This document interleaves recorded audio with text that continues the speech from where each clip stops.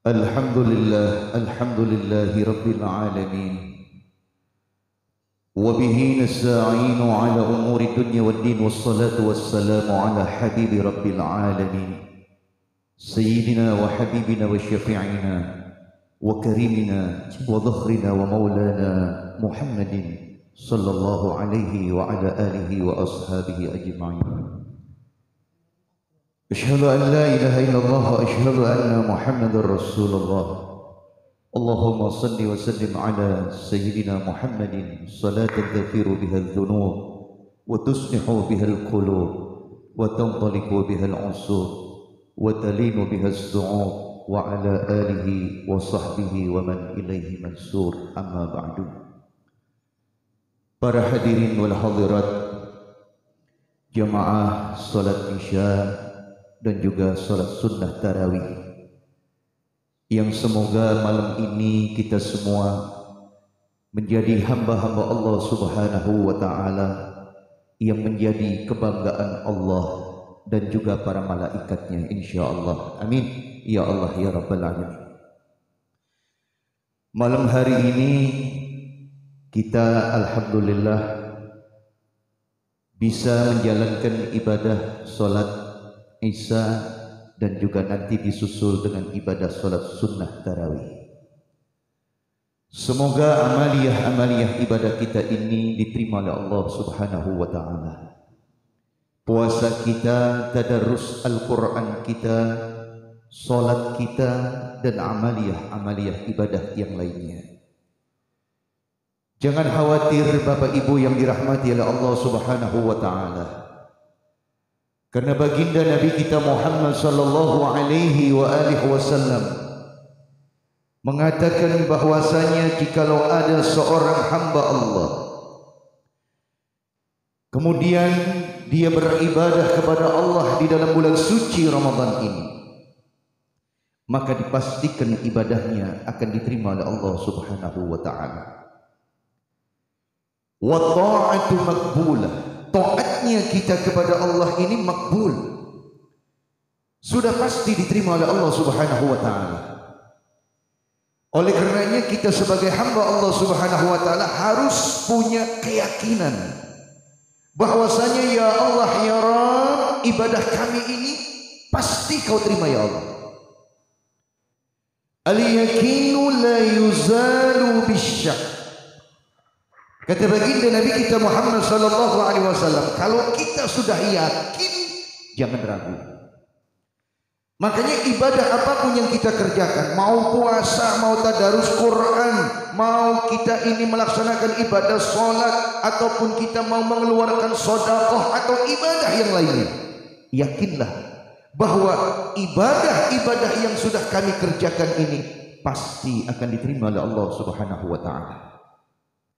Sebab ada orang ketika dia menjalankan ibadahnya kepada Allah, dia masih ada keraguan di dalam hatinya. Saya puasa ini, kira-kira puasa saya diterima apa tidak ya? Yakin diterima.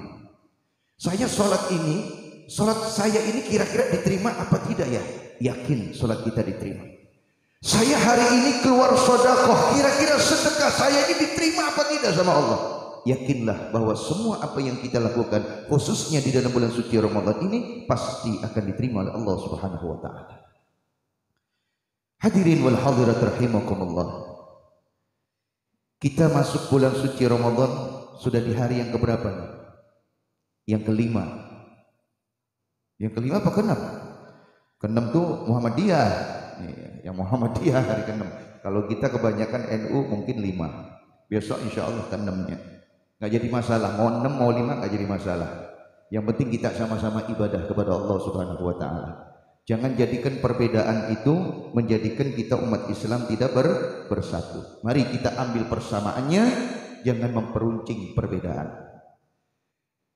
Kita alhamdulillah Bapak Ibu, puasa bulan suci Ramadan sudah tidak terasa, sudah memasuki hari yang ke-6. Ini luar biasa bagi kita. Allah Subhanahu wa ta'ala sedang menguji keimanan kita semua, enggak laki enggak perempuan, Makanya Allah Subhanahu wa taala mengatakan, man 'amila salihan min dzakarin aw unsa wa huwa mu'min falanuhyiyannahu hayatan thayyiban. Siapa orang yang melakukan amal-amal yang saleh, mau laki mau perempuan, yang penting dia iman kepada aku, kata Allah Subhanahu wa taala, maka niscaya aku akan berikan kehidupan yang baik di dunia ini. Itu sudah janji Allah ini. Siapapun di antara kita yang mengerjakan amal yang saleh, mau laki, mau perempuan, mau tua, mau muda, yang penting dia beriman kepada aku, kata Allah Subhanahu wa taala, maka niscaya aku akan berikan kehidupan yang baik.